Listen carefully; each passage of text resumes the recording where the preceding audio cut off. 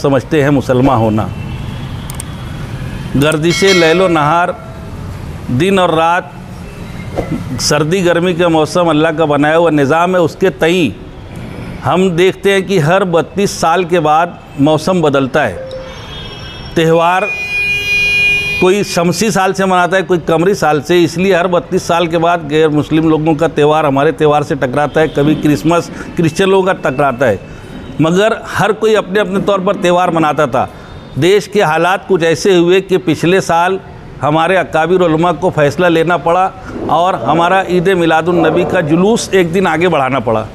उस वक्त से पूरे मुल्क में तशवीश है, ख़ास तौर से हमारे यहाँ पर हमको जिन लोगों से रब्ता पड़ता है, हमारे शहर के लोगों को तशवीश थी कि अगर जुलूस ईद मिलादुन नबी का जुलूस हम एक दिन आगे बढ़ा रहे तो इसको मिसाल बना करके कल हमारे दीगर त्योहारों पर भी बात आएगी कि तुम ये त्यौहार भी आगे हटाओ, वो त्यौहार भी।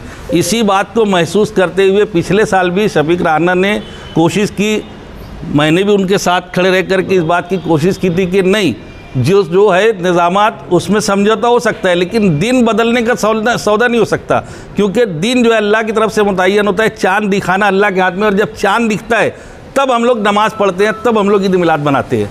तो चाँद पर ये चाँद दिखाना अल्लाह के हाथ में है, तो अल्लाह ताला जो दिन मुकर्रर करता है हम उसी पर रहेंगे। अभी हम लोगों को कामयाबी नहीं मिली है, अगर परमिशन मिली है तो इसका मतलब है कि हमको कामयाब होगा, ऐसा नहीं है।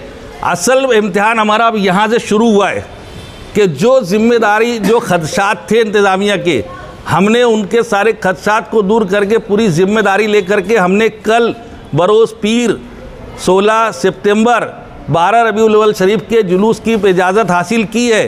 तो इस जुलूस को अगर हम मुकम्मल पुरअमन तरीके से इख्तिताम तक पहुँचाएँगे तब माना जाएगा कि हम कामयाब हो गए। तो इसलिए ये रिवायत जो पड़ गई थी वो ख़त्म हो जावे और दिन हटाने की बात कभी ना आवे। इसके लिए हम लोगों ने जो लिख करके भी लिखा पड़ी हुई है कि ये सिर्फ इस साल के लिए रास्तों में थोड़ी सी समझौता किया गया है।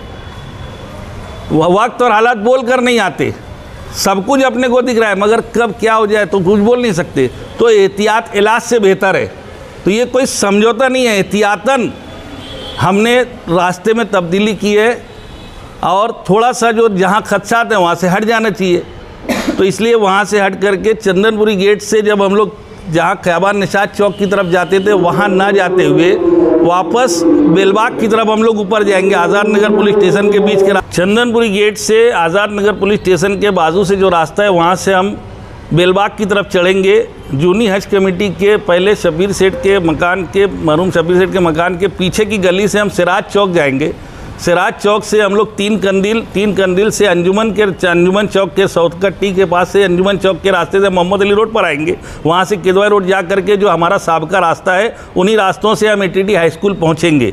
मैं ख़ास तौर से तमामी जो लोग जुलूस में शिरकत करने वाले उनसे गुजारिश करता हूँ कि हमारा इजाज़तनामा 9 से 12:30 तक है, इसलिए 12:30 बजे तक के हमको जुलूस हर हाल में एटीटी हाई स्कूल में पहुंचाना है। तो आप जल्द से जल्द निकलें और जल्द से जल्द आकर जुलूस में शामिल हों और वक्त का ख्याल रखते, जो बीच में गैप हो जाता है उसको ना होने दें। अगर आपको आगे फासला मिलता है तो फ़ौरन तेज़ी से कदम बढ़ाते हुए आप उसमें आ जाएं, ताकि वो आप पीछे रहते हैं तो और पीछे वाले भी पीछे रह जाते हैं। तो इसलिए उसमें भी ताउन करें, वॉलंटियर हजरात को ज़्यादा दिक्कत ना दें और हमारा जुलूस पूरा तरीके से रहे। कहीं कोई बात हो तो हम डायमंड कारपेट, हमारे वहाँ कारपेट, ग्रास, हेडलोन, रेलवे वाला कारपेट होलसेल रेट में दिया जाता है। हमारा पता याद रखें, मुस्तफ़ा बंगार बाज़ार, डायमंड कारपेट।